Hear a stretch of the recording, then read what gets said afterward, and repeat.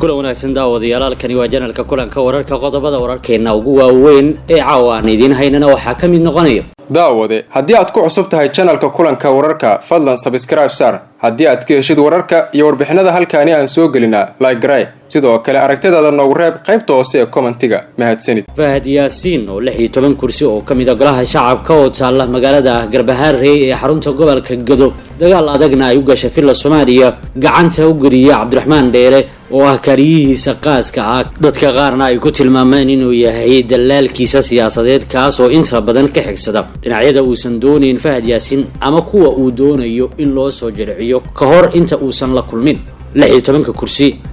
ee taala magaalada Garbaharey ayaa farmaajo markii hore waxa uu doonayay inuu gacanta ku soo dhigo hasaate kursiga hob 124 oo ah kursiga uu ku fadhiyo Cabdiraxmaan Dheere oo deegaan doorashadiisu ay tahay Jubbada Hoose waxa uu calafku galay in Kismaayo lagu doorto halkaasna waxa ka arimiya madaxweynaha Jubbaland oo siyaasad ahaan aan isku wanaagsaneyn filla Soomaaliya waxay taasi keentay in Cabdiraxmaan Dheere uu dadaal badan ku bixiyo in kursiga uu u wareejisto magaalada Garbaharey hasaate dadaallo iyo dagaal siyaasadeed oo xoog leh oo ay galeen qabaa'ilka kursiga leh iyo maamulka Jubbaland waxay dan qasabtay in Kismaayo kursiga lagu soo celiyo Cabdiraxmaan Dheere ayaa ka quustay in kursigaasi uu helo iyada oo fursad kasta uu isku dayay albaab kastana loo garaacay in kursigaasi uu mar kale soo qaato waxa markaan u furmay albaab u muuqda in laga yaabo in Axmed Madoobe uu kula gorgortamo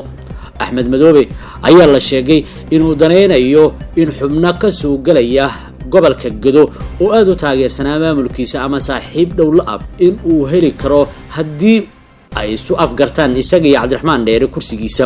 Cabdiraxmaan Dheere ayaa la sheegay inuu durba bilaabay in uu kula gorgortamo Axmed Maxamed Islaam Axmed Madoobe in kursigiisa loo xiro isaguna 16 kursi ee uu gacanta ku hayo ee taala gobolka Gado uu ugu bedelayo kuraasta uu doonayo iyo shakhsiyaadka loo xirayo la taliyaha amniga ee madaxweynaha Farmaajo Fahad Yaasiin ayaa la sheegay in kursiga Cabdiraxmaan Dheere uu qiimo kasta ku bixinayo iyadoo laga yaabo in laba kursi iyo wax ka badan in ay ku sarriftaan si kursigaasi Kismaayo uu uga soo qaato Cabdiraxmaan Dheere Muqdisho waxa uu yimid arinta kuraasta gobolka Gado oo inay kala hadlaan u jooga mas'uuliyiin ka tirsan maamulka gobolka Gado ee dawladda federaalka sida tooska u hoostaga oo ay kala yihiin gudoomiyaha gobolka Gado afayeenkii maamulka gobolka Gado iyo mas'uuliyiin kale durba waxa bilowday qeeladaan xoog leh oo ka soo baxaya siyaasiyiinta reer Gado ee hore u dhaliilsanaa maamulka Jubbaland laakiin hadda tilmaamaya in hadiiba gacanta reer Gado aanay maamulin kuraasta taala Garbaharey inuu xaq u leeyahay Axmed Madoobe inuu maamulo waxana ay aad u dhaliileen hanaanka filla Soomaaliya ay gacanta ugu galisay Cabdiraxmaan Dheere oo ah wasiir dawlad ka tirsan xukuumadda Ra'iisul Wasaare Maxamed Xuseen Rooble dhinaca kalena ugu dambeyntiina wararka naga soo gaaraya magaalada Garowe ee xarunta maamulka Puntland ayaa sheegaya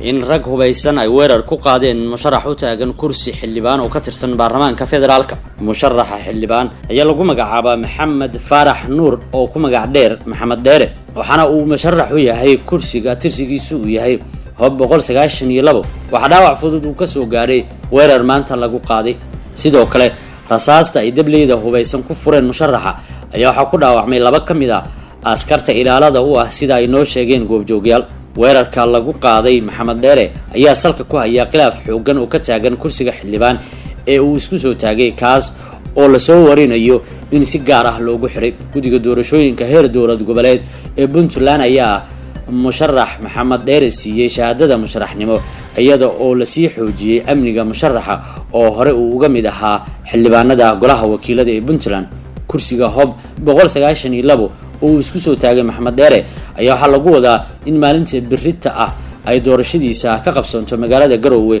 taas oo dab ku sii shiday xiisada ka taagan kursigaasi maadaama ay ka hor yimaadeen jufooyin la wadaaga kursigaasi wararka ayaa intaasi ku daraya in xiisada ka dhalatay loolanka kursigaas ay ku baxeen qaar kamid ah odayaasha dhaqanka magaalada Garowe si loo qaboojiyo oo aysan dhicin beegsi kale oo la xiriira kursigan